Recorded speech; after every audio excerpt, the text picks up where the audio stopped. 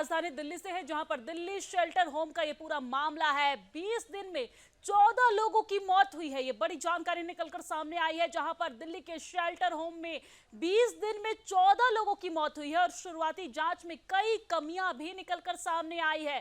गर्मी, भोजन की व्यवस्था न होने के कारण ये मौत का मामला सामने आया है और मामले में मजिस्ट्रेट जांच के आदेश दे दिए हैं। अंतिम रिपोर्ट उपराज्यपाल को सौंपी जाएगी। ये बड़ी जानकारी हम आप तक पहुंचा रहे हैं, जहां पर आपने देखा कि किस तरीके से बीते दिनों से दिल्ली शेल्टर होम का मामला जो है वो गर्माता नजर आ रहा है और अब इस पूरे मामले पर राजनीति भी तेज है। लेकिन आपको ये जानकारी दे दें कि 20 दिन में 14 लोगों की मौत के बाद कई सारे सवाल दिल्ली सरकार पर खड़े होने लगे हैं और इसी को लेकर जब मीडिया कर्मी यहां पर जिला अधिकारी से बात करते नजर आए तो उनका कहना है, मजिस्ट्रेट का कहना है कि जांच को लेकर आदेश दे दिया गया है, हर एक पहलू पर जांच किया जाएगा और जांच को लेकर जैसे ही आदेश दिया गया ये भी बातें निकलकर सामने आई कि खाने या फिर पानी की गड़बड़ी की वजह से ये हादसा या फिर ये घटना घट रही होगी, जिसके बाद शेल्टर होम के सारे जो एक्वागार्ड है, आरओ है, बदल दिए गए हैं। लेकिन इसके बाद भी मौत का जो आंकड़ा है वो थमता नजर नहीं आ रहा है। पूरे मामले पर जांच भी जारी है। बहरहाल इसी पर ज्यादा जानकारी के साथ ग्राउंड जीरो से हमारे संवाददाता संगीता झा हमारे साथ जुड़ गई है। संगीता, दिल्ली शेल्टर होम के मामले में राजनीति तो तेज हो ही गई है, लेकिन हैरान करने वाली बात यह है कि 20 दिन में 14 लोगों की मौत हुई है। अभी तक की जांच में क्या कुछ बातें निकलकर सामने आई है, मामले में अपडेट क्या है आपके पास? सबसे पहले अपडेट पहुंचाइए। देखिए दिव्या, मैं आपको बता दूं कि ये जो शेल्टर होम का मामला है, इसमें सबसे बड़ा सवाल यह उठ रहा है कि आखिर बच्चों की मौत कैसे हुई। सड़ा खाना, उमस या बीमारी, या फिर आशा किरण होम में जो 14 मौतें हैं उसकी वजह क्या है। आप सरकार ने देखिए जांच के आदेश तो दे दिए हैं, एलजी भी एक्शन मोड में है। देखिए इसके पहले भी आशा किरण का इसके पहले भी इस तरह की घटनाएं सामने आई थी। आशा किरण में मानसिक रूप से जो कमजोर हैं उनके लिए ये केंद्र है बना हुआ। दिल्ली सरकार के समाज कल्याण विभाग के अंतर्गत यह आता है। राजकुमार आनंद के इस्तीफे के बाद से विभाग के प्रमुख की नियुक्ति नहीं की गई थी। दिल्ली के मुख्यमंत्री अरविंद केजरीवाल तो देखिए फिलहाल अभी तिहाड़ जेल में बंद है। उन्होंने इस विभाग का प्रभार किसी मंत्री को नहीं सौंपा है।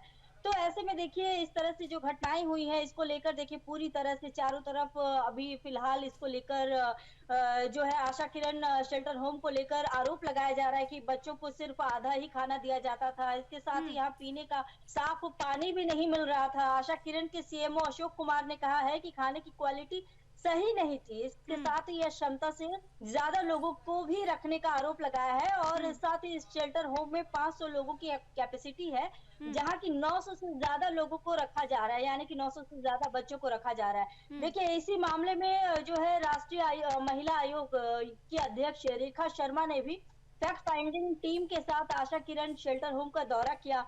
आयोग ने कहा कि शेल्टर होम में लोगों को फंगस वाला खाना दिया जा रहा था। देखिए सबसे बड़ी जो जानकारी है, आयोग ने कहा कि ज्यादा लोगों की मौत बुखार और दस्त जैसे लक्षणों से जुड़ी हुई है, जिससे कि यहाँ देखभाल की गुणवत्ता को लेकर भी गंभीर चिंताएं पैदा होती है। और देखिए साथ ही इस मामले में आतिशी ने भी प्रेस कॉन्फ्रेंसिंग करते हुए आशा किरण में 980 लोग रहते हैं और देखभाल करने वाले 450 लोग हैं, ऐसा ही कहा। उन्होंने कहा कि यह बौद्धिक रूप से कमजोर लोगों के लिए एक शेल्टर गृह है। इसके साथ ही उन्होंने कहा कि जुलाई में 14 लोगों की मौत एक गंभीर मामला है। मरने वाले 14 लोगों में से 13 वयस्क थे और एक नाबालिग था। मंत्री ने कहा कि जिन लोगों की मौत हुई है उनमें से कुछ को जून में अस्पताल में भर्ती कराया गया था।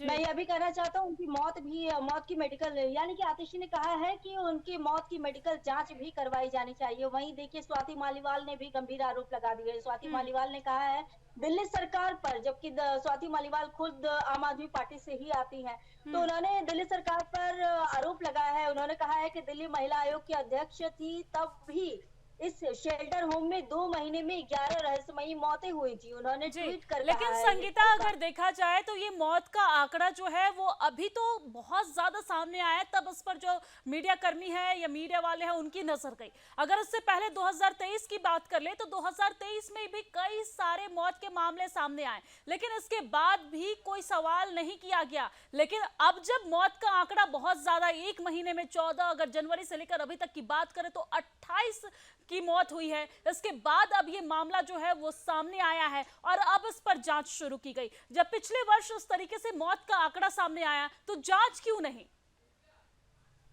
देखिए वही बात है ना, वही बातें जो है स्वाति मालीवाल ने उठाया है। उन्होंने भी इसी बात पर कहा है।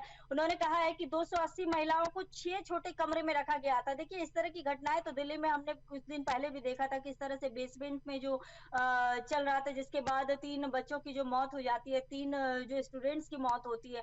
तो इस तरह की जो चीजें हैं वो जब हो जाती है तब जाकर शासन प्रशासन की नींद खुलती है। सरकार एक तरह से आप देखिए कि राजनीति भी इसमें शुरू हो जाती है। जहाँ एक और देखिए इस मामले में कांग्रेस भी आम आदमी पार्टी को घेर रही है। जहाँ एक और हम देखते हैं कि इंडी गठबंधन में ये लोग सभी एक साथ नजर आते हैं, एक मंच साझा करते हैं।